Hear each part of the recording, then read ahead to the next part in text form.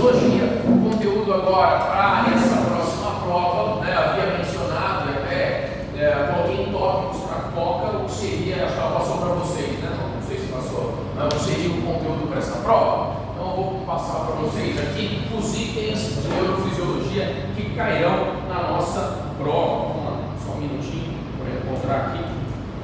Então vamos item a item. Nós teremos corpúsculos sonestésicos, anotem aí, corpúsculos sonestésicos. Nós veremos via coluna dorsal leninisco-medial, via coluna dorsal leninisco-medial, via anterolateral, teoria de comportas de Melzack e Wall, via piramidal e via extrapiramidal. Esse é o conteúdo contemplativo do nosso segundo trimestre de neurofisiologia. Sendo assim, vamos falar um pouco sobre somestesia. O que é somestesia? Soma prefixo para corpo, estesia sufixo para sensibilidade. A sensibilidade corporal, toda aquela que é captada do ambiente, do meio, através de corpúsculos que estão localizados em ossos, músculos, ligamentos, em tecido conjuntivo, no tecido epitelial. Então todo o nosso arcabouço orgânico ele é dotado de corpúsculos que vão captar, né, estas sensibilidades. Quais delas? Tato, pressão, vibração, estiramento, temperatura e dor. Tato, pressão, vibração, estiramento, temperatura e dor são passíveis e possíveis de serem captados no tecido periférico, sejam fossem eles os que eu citei: tendões, ligamentos, cápsula, membrana articular, por exemplo, órgãos internos, tecido epitelial, bulbo do folículo piloso. Todas essas estruturas são inervadas e que, por conseguinte, vão levar essas informações para o sistema nervoso central. Então aqui a gente tem algumas dessas informações, como somestesia global, o tato, a termorrecepção, a dor, a propriocepção também. Veja que interessante a propriocepção, é a percepção que nós temos do nosso corpo, a percepção posicional dos nossos elementos corporais no espaço, mesmo sem a utilização da via visual. Então, mesmo sem enxergar, eu sei que minha mão está aberta, minha mão está fechada, meu braço está esticado, meu braço está dobrado, está dobrado, agora está esticado e assim por diante. Então eu tenho uma propriocepção, uma percepção do meu corpo, né, no espaço, mediante o espaço. Tá? É claro que esses corpúsculos eles têm tarefas específicas. Cada corpúsculo desse traz consigo uma percepção, uma recepção, uma aferência específica. Tá? Por isso, vamos às características morfológicas de cada um desses corpúsculos. Essas imagens janeladas aí em cima demonstram as características de diferentes tipos de corpúsculos. Cada janelinha dessa traz ilustrativamente um tipo de corpúsculo. Alguns desses corpúsculos, ou a maioria deles, são encapsulados. E o único corpúsculo ali é desencapsulado, que é o corpúsculo da extrema esquerda que vocês estão vendo. Esse primeiro corpúsculo da extrema esquerda é chamado de terminação nervosa livre. Ele é o único dentre os tantos corpúsculos que nós veremos que é desencapsulado. Então, mais uma vez, esses corpúsculos são distribuídos em todo o organismo, todos os tecidos corporais, e esses corpúsculos trazem especificidades consigo. Ora um capta mais pressão, ora outro capta mais vibração, o outro mais temperatura, o outro capta dor e assim por diante. Essa primeira terminação, esse primeiro corpúsculo que é desencapsulado, se vocês notarem, tem projeções neurais que são descabeladinhas, projeções neurais sem cobertura. Tá? Essas terminações são chamadas de terminações livres ou terminações nervosas livres. A elas cabem a capacidade de perceber a dor e a temperatura. Então, onde eu tenho terminação nervosa livre, eu tenho maior aferência térmica e maior aferência dolorosa. Significa, professor, que alguns tecidos do nosso corpo possuem uma quantidade maior regionalizada de terminação nervosa livre? Sim, como região interna de braços, de pernas, por exemplo, como palma das mãos, plantas dos pés, como, por exemplo, a região de lábios. Então, algumas estruturas têm um contingente maior de terminação nervosa livre para aferência térmica e para aferência dolorosa. Se nós nos remetermos ao contrário, lá do outro lado, nós teremos ali o folículo piloso ou o receptor do folículo piloso. Ele já é encapsulado e, obviamente, ele está em tecidos em que possuam o quê? Pelo. Tá? Então, todos os bulbos pilosos trazem consigo o receptor do folículo piloso. Ele é capaz de identificar tato, ele identifica o tato. Tá? Então, a movimentação do pelo é identificar marcadas sonestesicamente pelo corpúsculo do folículo piloso.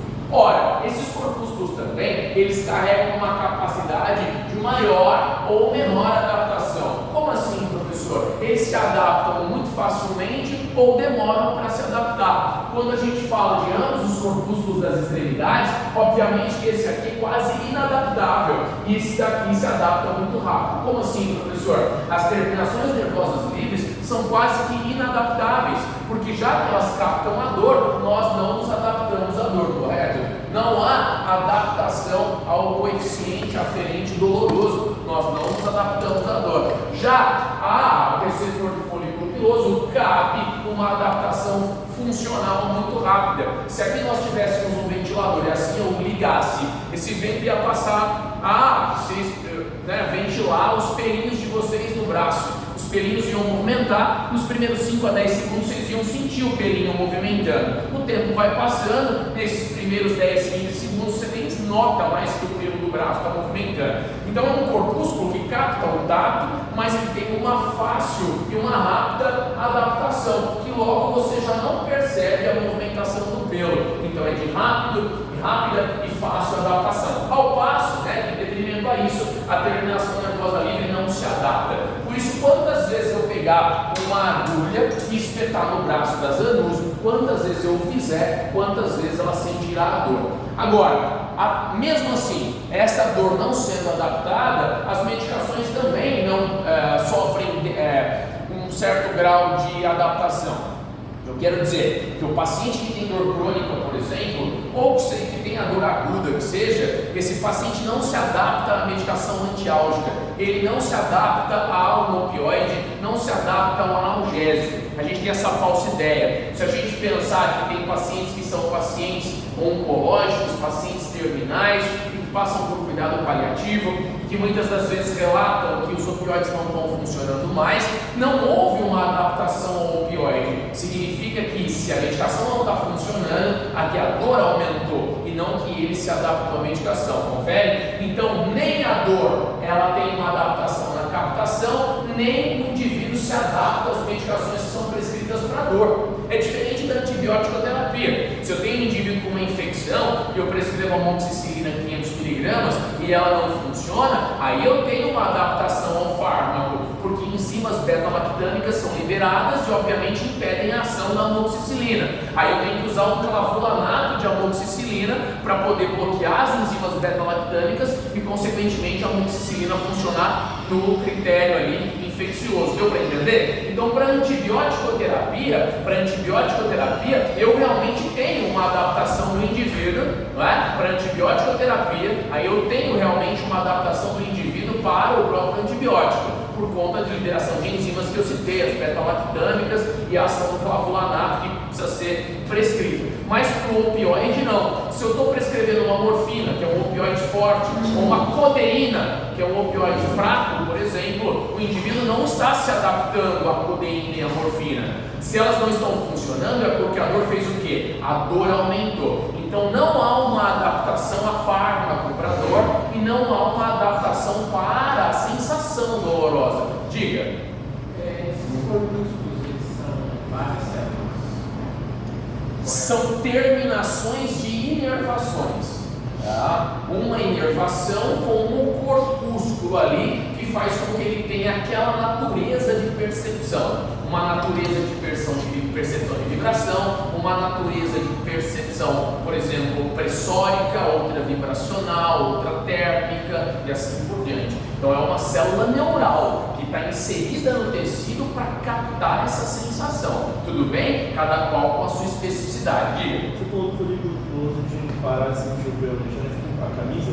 Isso, você coloca a camiseta no começo, você percebe ali a movimentação do folículo piloso. O tempo vai passando, você nem nota que você está de camiseta, né? Então você tem uma adaptação um pouco rápida, mais rápida do que, por exemplo, outros corpúsculos. Tá? Nós vamos verificar a distribuição desses corpúsculos, a adaptação se é rápida ou lenta e, claro, que a distribuição regionalizada desse corpúsculo, que é o que a gente chamava no bimestre passado de campo receptivo. Se os campos receptivos são maiores ou se os campos receptivos são menores. Lembra quando a gente fazia o teste das duas pontas da caneta na palma das mãos? Aqui eu tinha campos receptivos menores, então uma capacidade discriminativa desse tato epicrítico maior. Quando os campos receptivos eram no dorso, os campos receptivos eram maiores, eles se cruzavam por serem maiores, e aí ele tinha uma menor capacidade discriminativa entre os pontos. Então, a adaptação pode ser rápida, a adaptação pode ser lenta, o campo receptivo pode ser maior, ou seja, mais confuso, o campo receptivo pode ser menor, ou seja, mais específico, tudo bem? Então é com relação ao tamanho do campo receptivo e também com relação aí à capacidade de adaptação, se é lenta ou se é rápida. Nós teremos uma tabelinha já que irá resumir todos ou a maioria dos corpúsculos aí identificáveis nesses tecidos. Vamos a essa tabelinha então e vamos conversar um pouco sobre essa atividade corpuscular e onde esses corpúsculos são distribuídos, qual o tipo morfológico desses corpúsculos, qual a característica, veja, qual a característica de indução para esse corpúsculo, tá? E o que ele percebe. Então vamos lá, vamos começar por primeiro. Primeiro a gente já viu algumas coisas sobre ele. O primeiro corpúsculo, que é desencapsulado, é uma terminação nervosa livre. É um neurônio que se insere nos seus músculos, nos seus ossos, nos seus ligamentos, na sua cápsula articular, na sua pele, nas suas vísceras.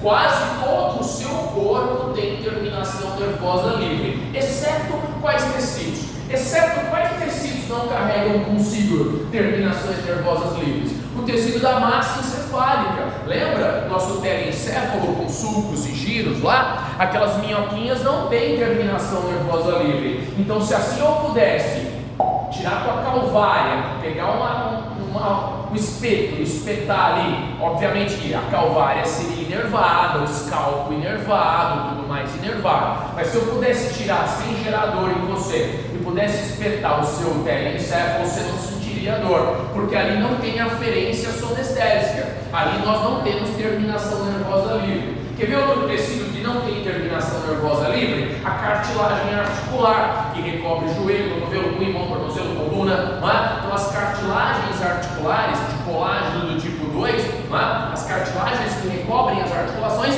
também não têm terminação nervosa livre. Os demais tecidos amplamente têm. Por quê? Eu preciso captar a dor. A dor é um sinal. A dor é o nosso quinto sinal vital. Né? Você tem frequência cardíaca, frequência respiratória, temperatura, você tem dor. A dor é um quinto sinal vital. A dor é importante. Né? Ela vai dizer pra gente, claro, se tem alguma coisa errada ou não. Tá? Então eu tenho terminação nervosa livre espalhada por quase todo o corpo. E quem a excita? Quem vai excitar a terminação nervosa livre que está em todos os tecidos que eu citei há pouco? Quem que vai excitar? Eu posso ter uma excitação, que nós chamamos de transdução, mecanoelétrica, termoelétrica ou quimioelétrica.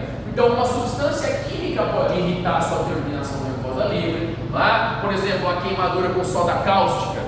Eu posso ter, por exemplo, um apertamento tecidual, eu posso ter uma pressão tecidual que possa ser identificada como dor, se demasiadamente apertado. Eu posso ter aquecendo ou resfriando o tecido. Então, mecanicamente, quimicamente e termicamente, eu posso gerar injúria no tecido do paciente, consequentemente gerando injúria, essa terminação nervosa livre vai captar a dor, tudo bem, pessoal? E por que ela capta a dor? Porque durante um processo traumático, durante um processo inflamatório, e é passível que todos aqueles mecanismos de transdução possam levar a um mecanismo inflamatório, esse processo inflamatório irrita a terminação nervosa livre. Imaginem vocês, se eu espetar teu braço, não vai gerar um processo inflamatório, não é? Lembra os 5 sinais cardeais da inflamação? Dor, calor, rubor, perda da função e tumefação? Isso vai acontecer. Neutrófilo 6 primeiras horas, macrófago 12 primeiras horas. Você tem elementos imunológicos de cascata TH1, resposta celular, lembra? Células natural killers. Você tem uma resposta parácrina. Você também tem uma resposta o quê? Humoral, resposta TH2. Vocês estão vendo em imunologia. Você passa a ter um apresentador de antígeno, MHC classe 1, classe 2, que é o imunocomplexo de histocompatibilidade. Você passa a levar sinal para citocinas pró-inflamatórias, como interleucina 1 beta, interleucina 6. Tudo isso faz com que eu libere uma substância chamada de ciclooxigenase 2. Quem é a ciclooxigenase 2? É uma substância promotora da dor química na cascata de quem? Prostaglandina cíclica e do ácido araquidônico. Então, vejam só, quando eu leso um tecido, eu gero um processo inflamatório, eu gero sinal do Lachman, todo mundo vai lá no processo de quimiotaxia, promovendo inclusive vasodilatação com bradicinina e histamina. Então eu vou o quê? Requerer todos os elementos celulares e humorais para tentar resolver aquele quadro inflamatório. E nessa resolução inflamatória, nessa resolução do sítio inflamatório, eu libero ciclooxigenase. E o que ela faz? Depois da produção de prostaglandina, faz com que a prostaglandina irrite quem? A terminação nervosa livre. É o que nós chamamos do quê? De dor nociceptiva. O que é uma dor nociceptiva? É uma dor por nocicepção, é uma dor somática, uma dor química, uma dor irritativa. Aí o anti-inflamatório analgésico irão ajudar, né? Dos mais simples aos mais ali elaborados, eles irão bloquear a cascata dessa dor. Eles agirão ou na ciclooxigenase 2, ou na prostaglandina, ou agirão como vasoconstritores, não é assim que funciona? Quando o indivíduo tem uma alteração alérgica ou alérgena da via aérea superior e está tudo tumefado, o que tem que se fazer? Tomar o que? Um antihistamínico para reduzir a liberação de histamina, fazer vasoconstrição e diminuir o fluxo inflamatório regionalizado. Então é bem assim, a terminação nervosa livre é o nosso primeiro corpúsculo, um corpúsculo desencapsulado que capta quem? Que capta dor e principalmente temperatura. Dor e temperatura são quem? São as sensibilidades captadas por esses corpúsculos desencapsulados, essas terminações livres.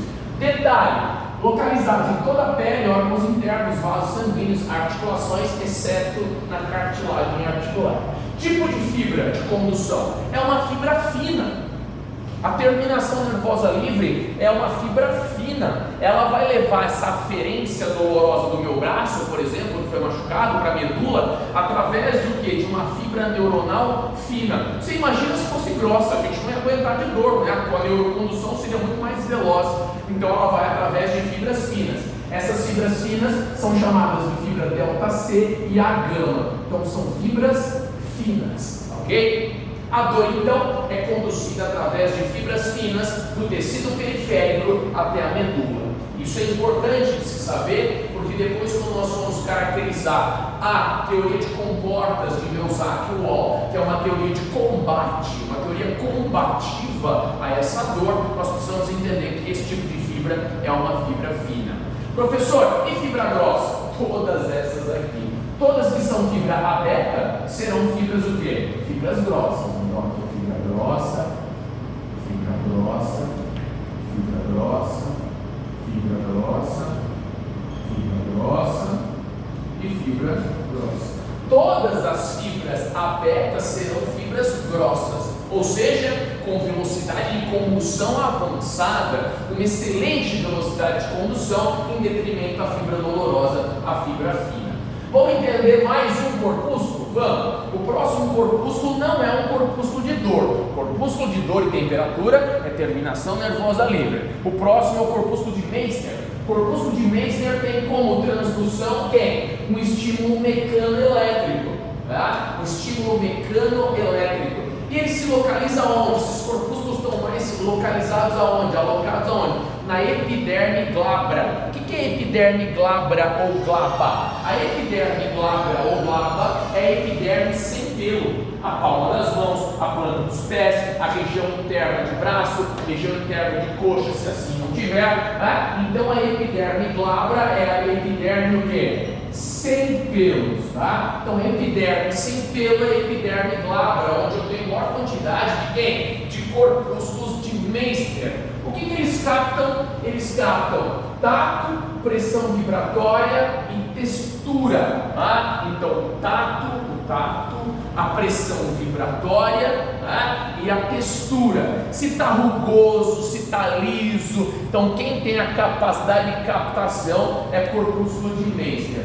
Pessoal, é importante conhecer? Claro, no processo de tratamento ou reabilitação de pacientes que sofreram lacerações e de grande parte do tecido, principalmente epitelial, você tem que fazer testes somestésicos, testes de tato, testes de textura, para ir verificando o comportamento de captação daquele tecido e, obviamente, melhorando a capacidade de discriminação desse tecido. Então a gente precisa entender o que cada um faz e, claro, as regiões ali que eles se localizam. Então aqui é corpúsculo de Meister, estímulo mecanoelétrico, ou seja, tato, ou seja, um pouco de pressão, fibra rápida, fibra aberta, localizada em epiderme sem pelo, principalmente palmas das mãos e plantas dos pés. Capacidade de discriminação de textura e pressão e tato, pressão vibratória e tato. Corpúsculo de Pacini, mais um corpúsculo aí, estímulo de transdução também no estímulo mecanoelétrico, também uma fibra grossa, uma fibra de condução extremamente rápida, localizada na derme, periósteo, parede das vísceras. Aqui é pressão vibratória e textura, não tem discriminação de tato, tá? Então o corpúsculo de Pacini aí traz consigo quase que as mesmas características de Meister, só que há a possibilidade de tecidos profundos serem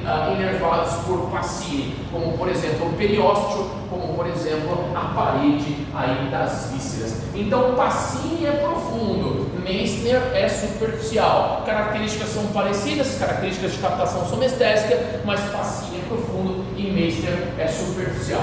Olha outro corpúsculo interessante, corpúsculo de Ruffini, também estímulo mecanoelétrico, e esse estímulo de Ruffini é bem bacana, que é um estímulo de indentação. Indentação a gente traz da física. O que é uma indentação? Uma indentação é quando eu aperto um tecido de maneira unipontual e de maneira perpendicular. Então só que é uma indentação, é um apertamento, uma pressão unipontual e perpendicular ao tecido que está sendo apertado, tá? Isso significa indentação, tá? Uma pressão unipontual e perpendicular ao tecido. Por isso que na fila do banco ninguém mais vai ao banco, vai no aplicativo. Na fila do açougue, as pessoas ainda vão ao açougue. Tem alguém na minha frente, eu preciso cutucar, eu não faço assim para cutucar a pessoa, o que eu faço? Assim, tá? Então a identificação, né, ela é mais fácil de ser o quê? Captada através da indentação. Tá? Então a indentação é um estímulo unipontual e perpendicular ao tecido,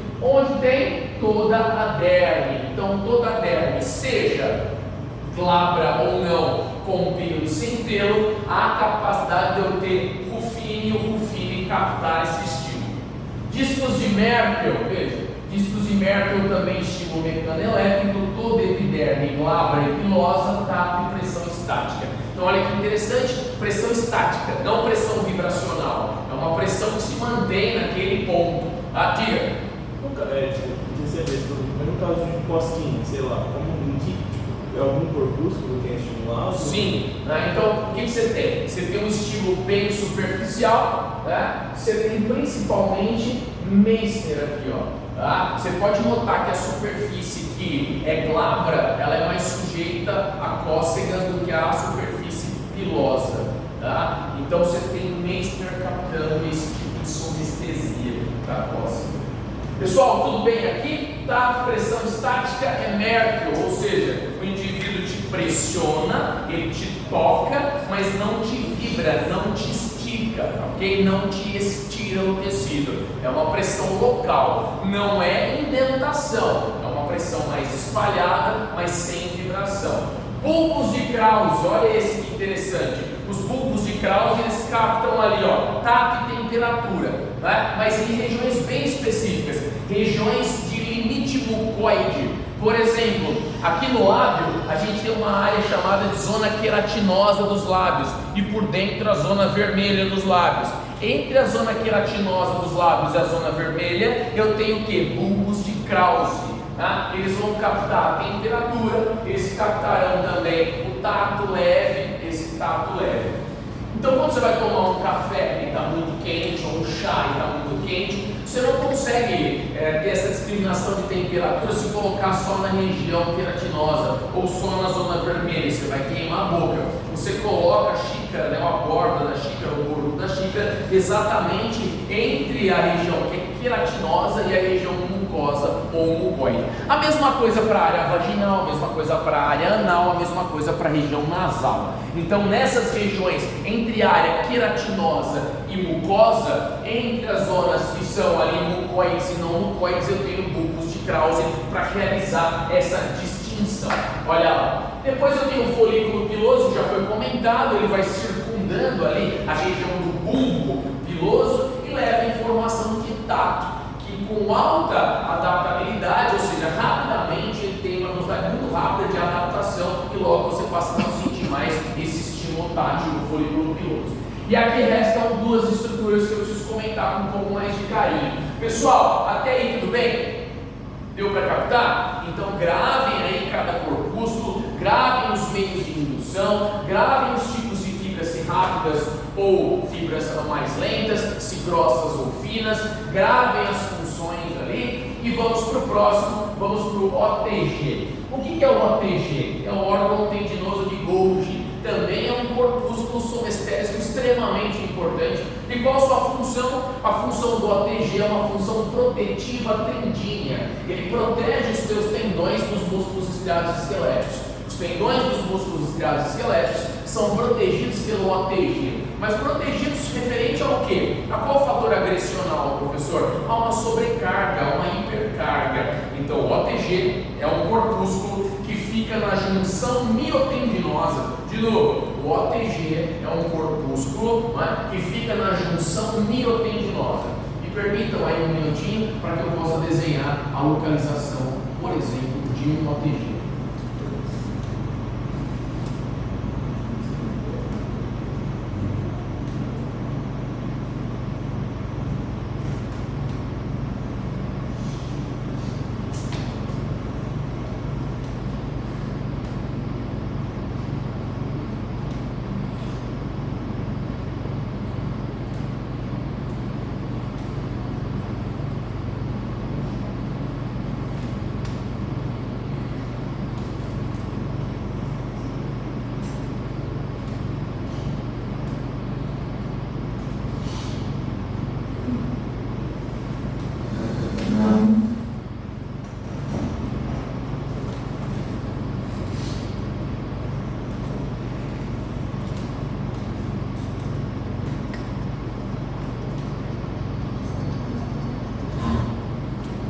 Na articulação do ombro, articulação do cotovelo, chegando ao pulmão. O que eu tenho aqui? Tubérculo supraglenoidal, os processos toracoides, bíceps, cabeça longa e curta, se inserindo onde? Cruzado rápido, ok? Maravilha. Vamos brincar na ATG. O ATG fica aqui, ó, na junção miotendinosa. Por exemplo, entre o bíceps, nesse caso, e entre o tendão occipital que está inserido no cruzado rápido. Então aqui fica o ATG. Tá? Qual a função do ATG? Imagine que para esse indivíduo eu vou dar agora 25 quilos. 25 quilos ele está segurando nas mãos e de repente, não mais do que de repente, eu coloco sem perceber o quê? Mais 25 quilos. O que ele vai fazer? Ele vai segurar ou vai soltar? Vai soltar. E quem faz com que ele solte esse peso é quem? O OTG. Então vamos desenhar a nossa querida medula.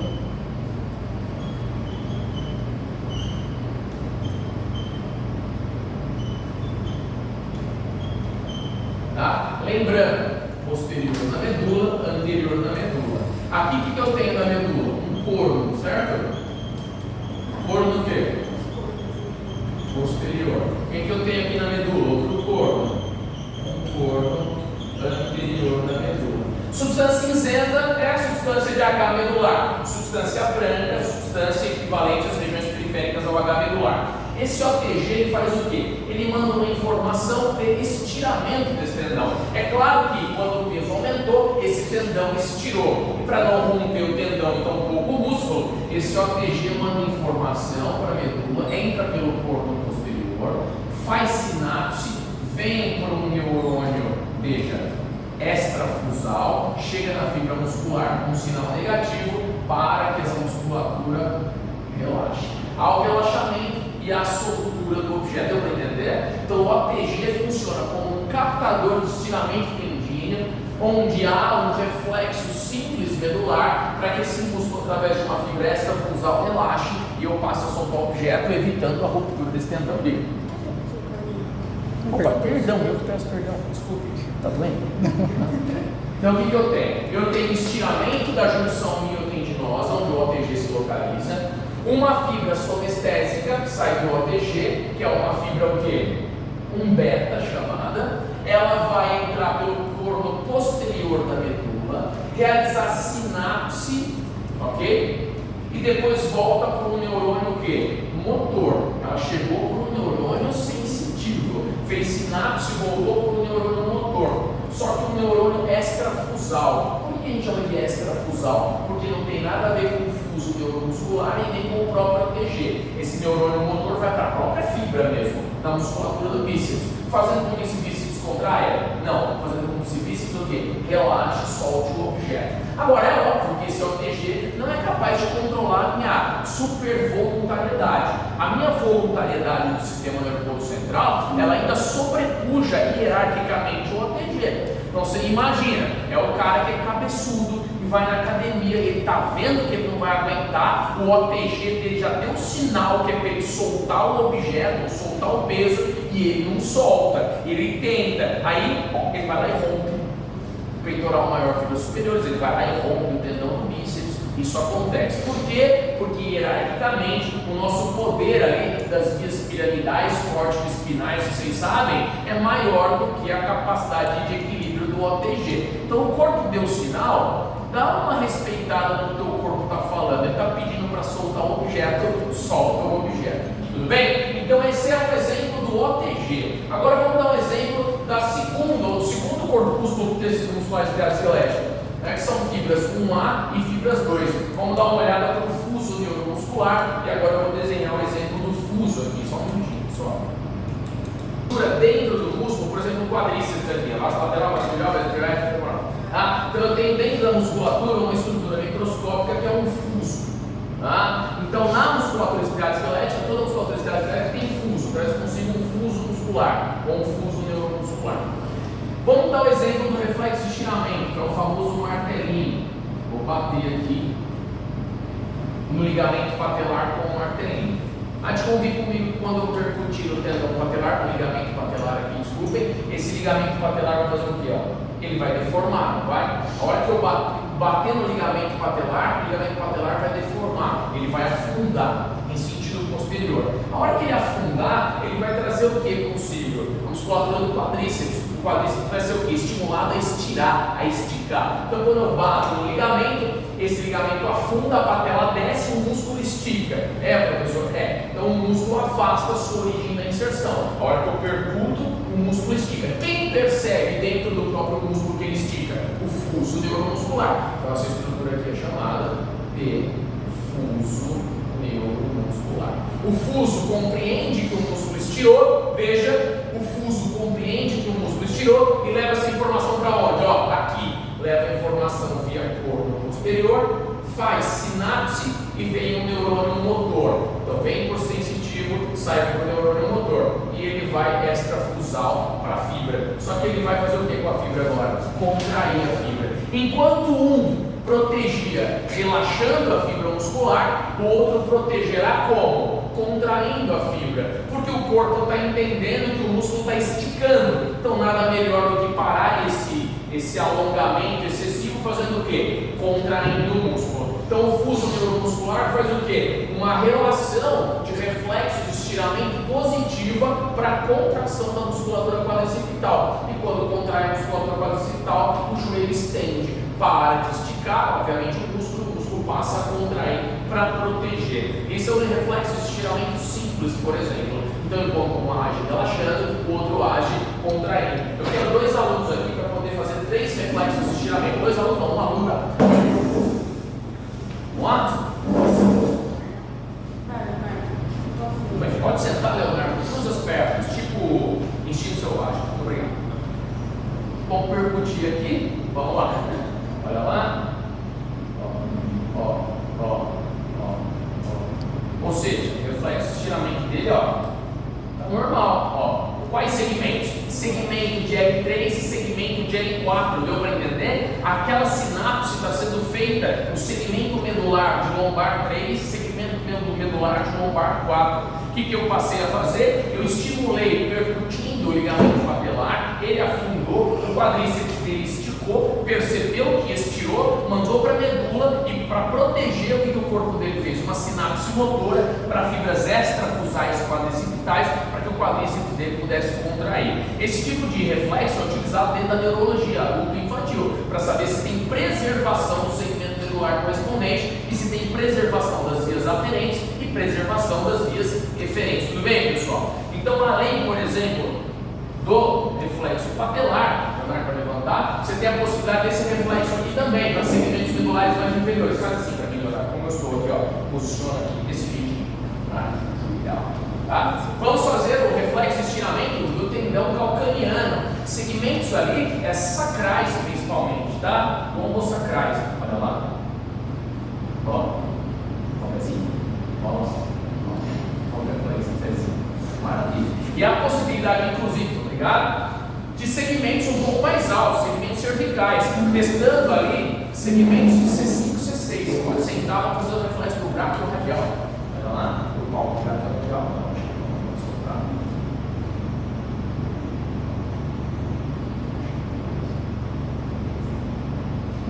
Opa, agora foi. Você não tem esse reflexo, você é falho. Tá? Pessoal, de pausa, nosso.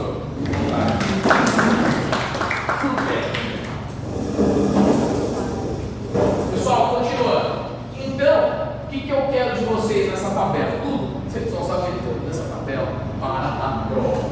Tá? Desde as fibras dolorosas, passando pelas fibras táteis, indo aí para a exclusividade para as características de inibição e excitação muscular esquelética. Pessoal, vamos falar de dor agora. Vamos falar de fibra, por exemplo, fina e fibra grossa no tráfego dessa dor. Tá? Eu vou usar daquela medulinha para poder exemplificar para vocês essas características dolorosas e como isso pode ser combativo. Posso acender um pouquinho? Qual é o tipo de fibra dos fluxos musculares? Não entendi. O tipo de fibra dos fluxos musculares? Olha lá, 1A e 2. Tá? Pessoal, vamos imaginar o seguinte. Nós vamos falar agora de teoria de comportas de Deusac e Wall. Eles tentaram ganhar o prêmio Nobel na meados da década de 50, mas não conseguiram. Mas não é por isso que desabona a importância dessa teoria, que não é mais nem uma teoria, né? Nunca foi refutada nem pudera. É extremamente validada na literatura e também na prática clínica, a teoria de comportas. O que vocês precisam entender? Aqui eu tenho um tecido que possua terminação nervosa livre, um tecido que possa captar quem? Captador, quando machucado, quando lesado, espetado, traumatizado. Tá? Então vamos supor que seja um músculo. Então eu tenho uma musculatura que tem terminação nervosa livre, o nosso corpúsculo desencapsulado, e aí eu vou injuriar, eu vou lesar esse tecido. Por exemplo, vou colocar uma agulha aí de tricô, tecido enorme. Aí vai ter dor, óbvio vai ter dor. Terminação nervosa livre estimulada por COX-2, substância P e tudo mais. Essa informação dolorosa vai para a medula por fibras o quê? Finas, fibras delta C. Essas fibras finas vão entrar no corno posterior da medula, ok? Só que essa medula aqui, ela é toda zebradinha, tá? Ela tem 10 segmentos medulares, são as lâminas de Rexed. As lâminas de Rexed são lâminas medulares de 1 a 10. Elas começam a ser contadas do corno posterior da medula em direção aqui ao canal medular. Então, de corno posterior da medula, 1, 2, 3, 4, 5, 6, 7, 8, 9, 10. Então, eu tenho 10 lâminas de Rexed. Quais são as mais importantes para a gente agora, nesse momento, para análise da dor? Lâminas 2, 3 e 5 de Rexed. Então, eu tenho lâmina 2, lâmina 3, pula lâmina 4, lâmina 5 de Rexed. Lâminas 2, 3 e 5. Das lâminas 2, 3 e 5, a mais importante para nós é a lâmina 2. As 3 lâminas citadas lá, a lâmina 2, a lâmina 3 e a lâmina 5, fazem o mesmo papel. Mas quem faz assim, com mais propriedade, é a lâmina 2 de Rexed. Tá? O que acontece? Esse sinal de dor, né, vem por fibra fina, fibra quase que amielínica. Olha que importante, tem pouca mielina, a condução é muito lenta, muito letárgica. Você imagina se fosse rápido então. A condução da dor é muito lenta, ela sai lá do tecido periférico, vem pela inervação, tá? Inervação mista, vocês sabem, né? O nervo espinal misto, entra para a córnea posterior e ela vem para a lâmina 2, por exemplo. Nessa lâmina 2, se nós pudermos ampliar o que acontece nessa lâmina 2, eu tenho uma substância chamada de substância gelatinosa. E eu também tenho uma célula chamada de célula de transmissão. Essa substância gelatinosa, ela é formada por um conjunto de células gliais. Olha que legal. Então a substância gelatinosa dentro da lâmina 2 é formada por um conjunto de células gliais. E ali eu tenho uma célula de transmissão, um neurônio que pura e simplesmente transmite o sinal doloroso. Muito bem, é o padrão mínimo. Vamos lá, e aí o que acontece? O sinal de dor chega, só que a minha substância gelatinosa, ela é sempre o quê? Positiva. Ela tem carga positiva, ela está sempre positivada. E minha célula de transmissão, ela está sempre o quê? Negativada. Para quê? Para que haja o fechamento do portão da dor. Significa que se a célula de transmissão estiver negativada, não tem sinapse. Deu para entender? Se a célula de transmissão estiver negativada, não tem sinapse futura, porque uma sinapse terá que ocorrer aqui. Vem um neurônio sensitivo primário, vem um neurônio sunestésico primário aqui, um neurônio de dor primário, e ele tem que fazer sinapse na lâmina 2 de Rexed. Se ele fizer sinapse, ferrou, porque o que acontece se ele fizer sinapse? Um segundo neurônio sai da lâmina 2, quadripira, e vem para o lado contralateral da medula, vem para cá e vem para cá. Eu não posso deixar o sinal trocar de lado da medula, porque se o sinal trocar de lado da medula, ele vem para dois tractos que vão ser o quê? Aferidos para o tálamo. E aí o tálamo vai entender que dói e aí você vai sentir dor. Então, primeiro, eu tenho um neurônio primário que vai até a lâmina 2 de Rexed. Tenho um neurônio secundário que vai levar para onde? Para o tálamo. Tudo bem? Então alguma coisa tem que acontecer aqui para bloquear a minha dor. Alguma coisa tem que acontecer na lâmina 2 de Rexed para que não passe esse sinal elétrico pelo portão da dor e ele não sofra sinapse e consequentemente não vá para o neurônio secundário. Então normalmente esse portão da dor de vocês estava aberto ou fechado? Fechado. Vocês estão sentados aí há mais ou menos uma hora, vocês nem perceberam o desconforto no bumbum de vocês. Agora o que vocês vão começar a perceber? Olha lá, agora vocês vão começar a perceber o desconforto, vocês vão começar a mudar. E por que antes vocês não perceberam o desconforto, sem eu, obviamente, mexer com a cognição de vocês? Vocês não perceberam porque o portão da dor de vocês estava aberto ou fechado? Fechado. Mas por que ele estava fechado, professor? Por conta do estímulo tátil. O estímulo tátil de vocês estava sendo maior que o estímulo doloroso. Então vamos chegar com o estímulo tátil aqui, ó. Chegando com o estímulo tátil que sai do músculo, ele está vindo aqui. E o estímulo tátil, ele é sempre o quê? Vamos! Positivo. O estímulo doloroso, ele é sempre o quê? Negativo. Vamos supor que não seja uma agulha de tricô. Vamos supor que seja, você está sentado aí, o paciente está sentado. É óbvio que o meu estímulo tátil está sendo maior que o meu estímulo doloroso. Então é natural que minha substância gelatinosa, ela esteja o quê? Sendo estimulada positivamente. Através de quais fibras? Quais fibras que são mielinizadas? Mielinizadas. As fibras abertas. Deu para entender? As fibras abertas do tato, da pressão, do estiramento, da vibração. Então, quer dizer, agora sentados ou com o apoio cubital que vocês estão, com o apoio de cotovelo, as fibras táteis e pressóricas estão agindo muito mais do que as fibras dolorosas. Ou seja, estão fechando o portão da dor, porque a frequência de impulso neural é maior para fechar o portão. As fibras são mielinizadas, são mais velozes e tudo mais.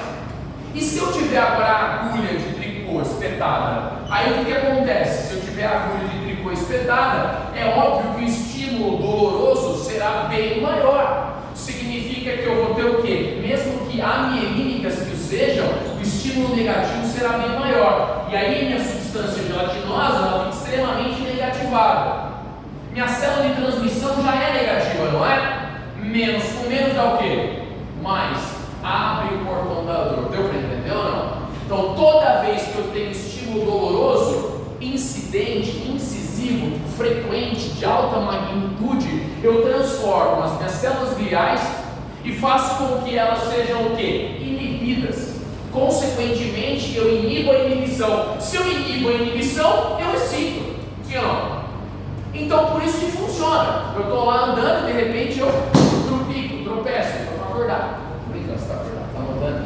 E aí eu tropeço. Aí qual a primeira coisa que eu faço quando eu tropeço e machuca? Eu xingo, e depois eu faço o quê? Eu esfrego. Não é assim quando você bate uma área do corpo, a primeira coisa que você faz é esfregar? E por que você esfrega? Você esfrega para aumentar o quê? A neurotransmissão tátil, aumentando a positividade da substância gelatinosa, excitando a inibição da célula de transmissão, fechando o portão da dor. Então quer dizer que esfregar funciona? Claro que funciona. É óbvio que não vai funcionar se você explodir uma granada na mão, você pegar o coto e esfregar, não vai. Então quer dizer, isso vai funcionar até a página 2, deu para entender? Até um certo estímulo doloroso, é óbvio que o estímulo tátil, pressórico e vibracional vai combater essa dor. E aí amanhã eu vou trazer o equipamento de eletroterapia para demonstrar como que esse estímulo tátil, pressórico e vibracional auxilia no combate da dor dos pacientes com dor crônica, por exemplo. Porque a gente consegue esfregar, mas não a 250 Hz. O equipamento consegue emitir 250 Hz por tecido. Tudo bem, pessoal? Alguma dúvida? Tá? Isso é a teoria de comportas de Neuza atual, abertura e fechamento dos portões da dor, de acordo com os estímulos dolorosos e os estímulos táteis enviados para essa área. Tá? Vamos lá, vou continuar mais um pouquinho.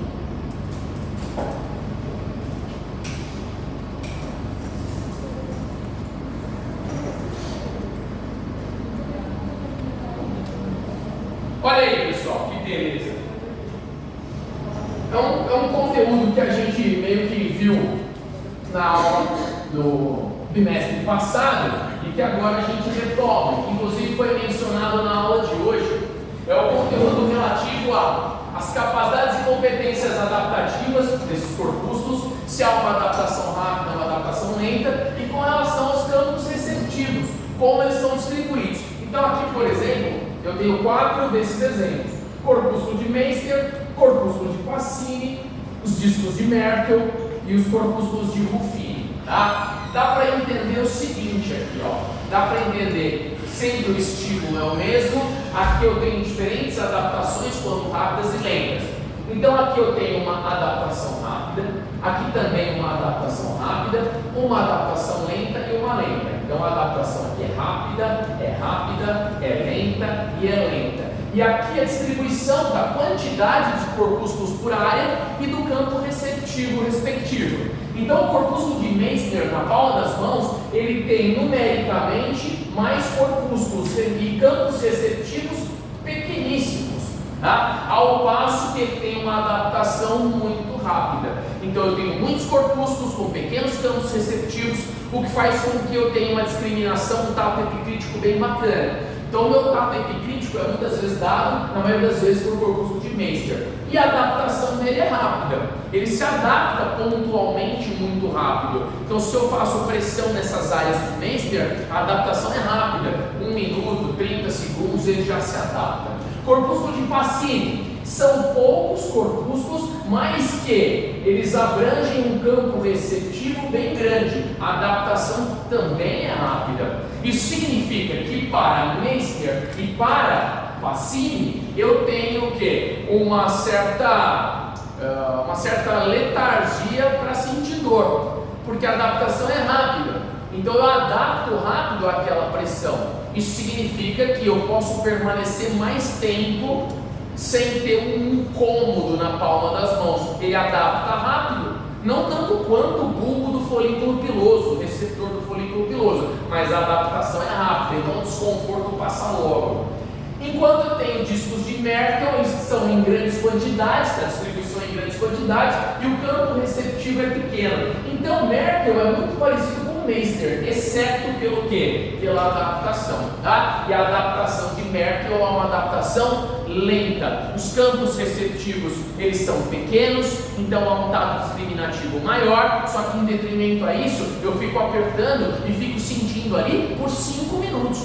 Então uma capacidade de compreensão tátil um pouco maior, mais longeva. E aqui no corpúsculo de Ruffini eu tenho campos receptivos maiores, eu tenho quantidades menores de corpúsculo e uma adaptação rápida. Isso é muito importante para tratamento de pacientes que têm alteração dérmica ou para pacientes, inclusive, que estão no transtorno do espectro autista, como a gente sempre comenta, que tem variabilidades dessas somestesias. Então é importante entender. Você vê uma coisa interessante? Na palma das mãos, os corpúsculos têm uma adaptação de maneira global muito mais rápida que no dorso da mão. Por isso, quando você vai fazer aqui, ó, flexão, aqui se adapta rápido às intempéries da pressão do solo. Quando você faz com a mão fechada, obviamente você tem um desconforto muito maior. Você tem menos tecido, né? Você também tem uma cobertura de coxim gorduroso e muscular menor, mas também os campos receptivos aqui, eles são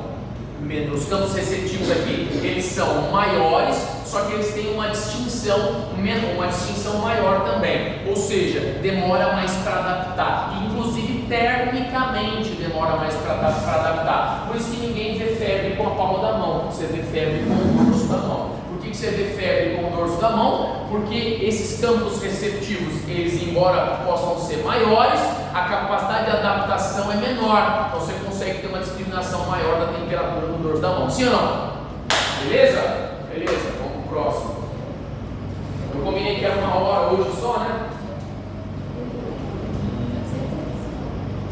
Mas vamos estender só por uma via agora. Isso aqui a gente já viu na aula passada. Olha o que eu falei sobre o fuso neuromuscular e o órgão tendinoso de Golgi. O que eu desenhei está aqui na figura, tá?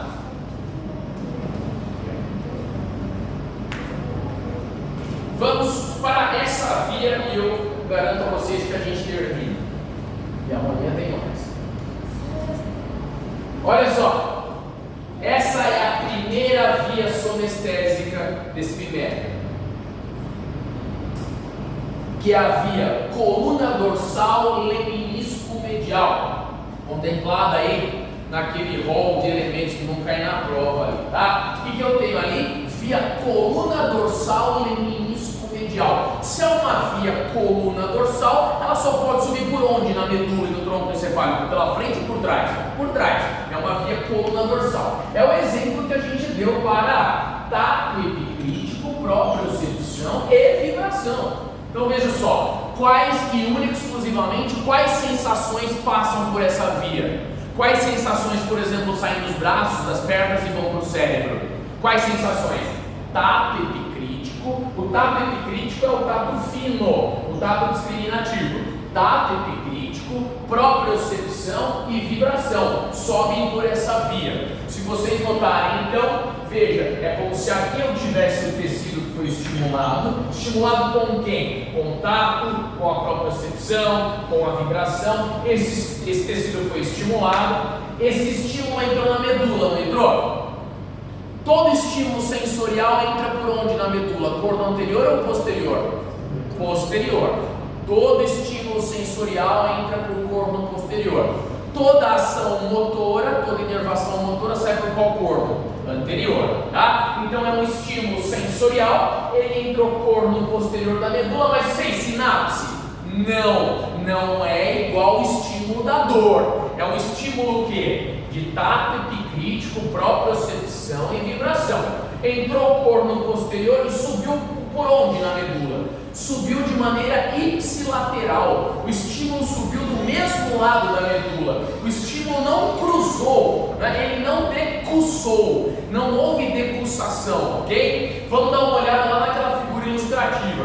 Então o estímulo, por exemplo, de tato e propriocepção, ele veio via sensorial, via neurônio sensitivo, entrou pelo corno posterior, veja na medula, tá? E foi direto para o funículo posterior. Professor, o que é funículo? Vamos lá. O H medular, a substância cinzenta da medula, é por onde as informações entram e por onde as informações motoras saem, tudo bem? Então o H medular ele está ao longo da medula toda. As informações vão entrando posterior para a substância cinzenta e saindo anterior para a substância cinzenta também. As entradas e saídas, as entradas sensoriais e as saídas motoras são substância cinzenta. Agora, quando eu preciso levar essa informação desse segmento medular para cima ou de cima para baixo, os elevadores são a substância branca. Então eu quero que vocês saibam, as substâncias cinzentas servem para as informações entrarem e saírem na medula, e as substâncias brancas aqui servem como elevadores, para que esse tráfego sensorial ou motor possa subir sensorialmente ou descer de maneira motora. Tudo bem, pessoal? Aqui, agora, aqui, ó, entre cornos posteriores, essa substância branca entre cornos posteriores é chamada de funículo posterior.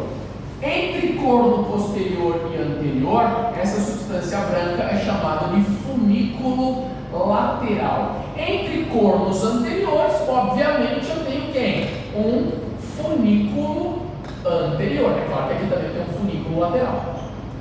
Tudo bem, pessoal? Então veja, entre cornos posteriores, aquela área branca ali, aquela massificação branca é funículo posterior. Entre corno posterior e anterior, funículo lateral. Entre cornos anteriores, funículo anterior. Então vamos dar uma olhada. Estimulei meu músculo. O que eu fiz? Vibrei no músculo, toquei epicriticamente no músculo. Essa informação entra para o corno posterior e não faz sinapse. Ela vai subir pelo elevador de quem? Do funículo posterior. Subiu o funículo posterior, veja, subiu o funículo posterior para chegar onde? Para chegar no bulbo. Então, o meu neurônio primário, o meu neurônio sensitivo ou sensorial primário é um neurônio longo, tá? O neurônio primário da via coluna dorsal leminisco medial, o neurônio primário da via coluna dorsal leminisco medial é um neurônio longo. A sinapse só ocorrerá onde?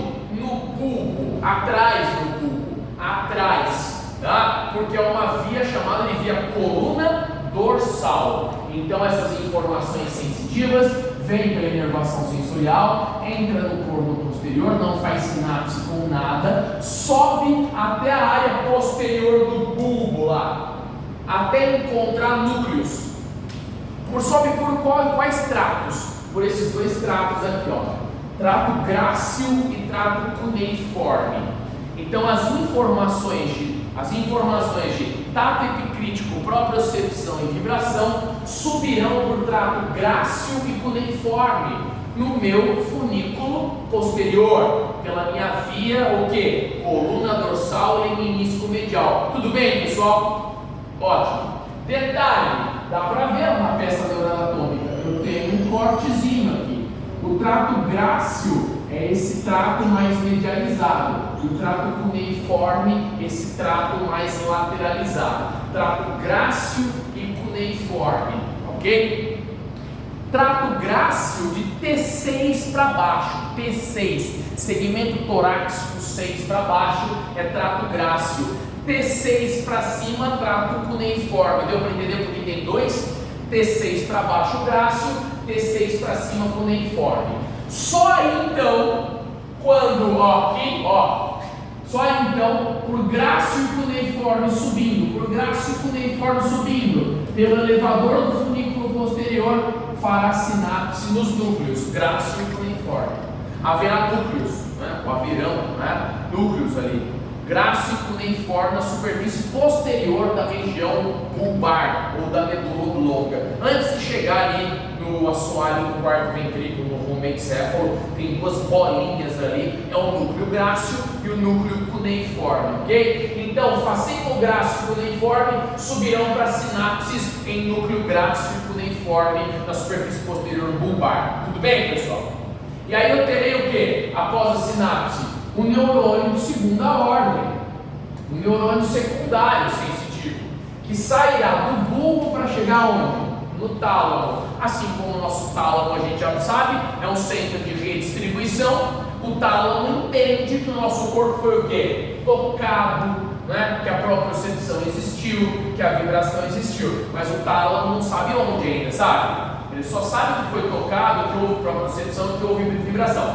Por isso, mais uma sinapse do tálamo é feita e distribuída para a área do homúnculo sensitivo lá no córtex, no giro pós-central, no lobo parietal. Sim ou não? Tá? E por que chama leminisco? Porque leminisco vem do latim fita. Então, quando cruza aqui, cruza nessa área do bulbo em uma área leminiscal. Por isso chama via coluna dorsal leminisco medial. Tá? Então eu tenho uma fita. Esse leminisco é uma fita, pode receber o nome também, é um epônimo chamado de fita de Hale.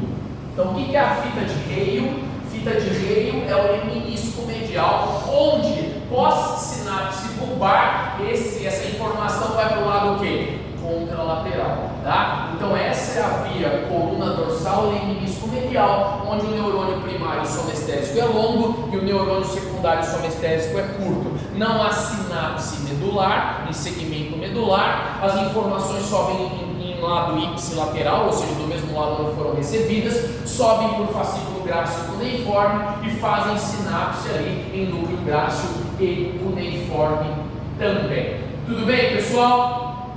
Beleza? Alguma dúvida? Era isso para hoje. Amanhã tem